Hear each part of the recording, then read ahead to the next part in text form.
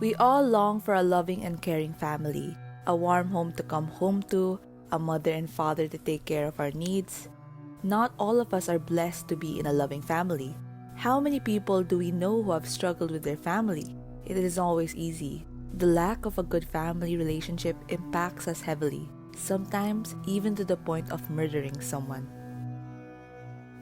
The whole country was shaken with the news of two siblings who were brutally murdered in their homes last December 10, 2021 in Barangay Bacontapay, Cotabato.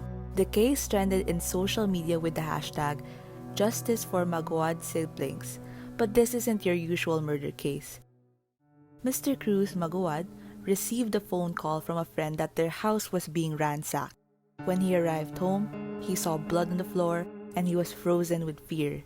He found his daughter, Crizel Gwyn, brutally stabbed to death on the floor, and his son, Crizel Luis, was gagged and tied a few steps away. The only one alive in the house was their adopted daughter, Janice. Mr. Maguad immediately called the police to investigate, and Janice had to testify about what happened. Here's how her testimony went.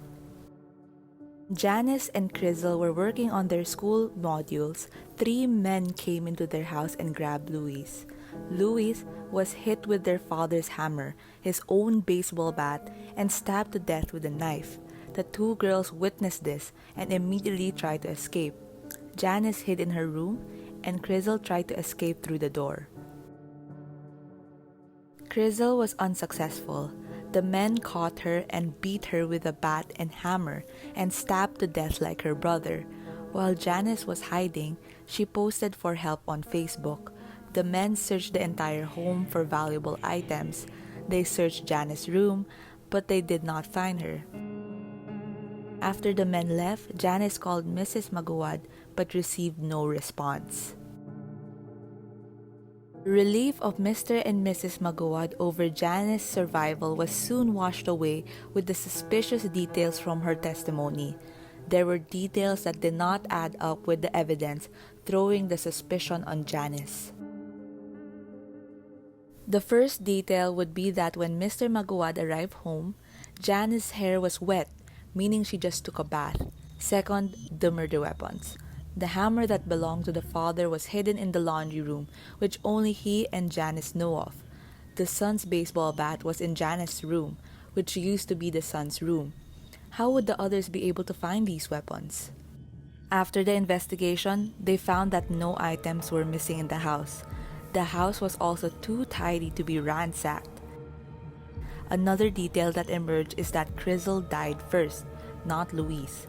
In Janice's story, Luis dies first, but after examining the body, they found that Crizel's body was already stiff compared to Luis' body, which was still warm. And lastly, on the day of the crime, Janice called Mr. and Mrs. Maguad Mama and Papa, something that she had never done before.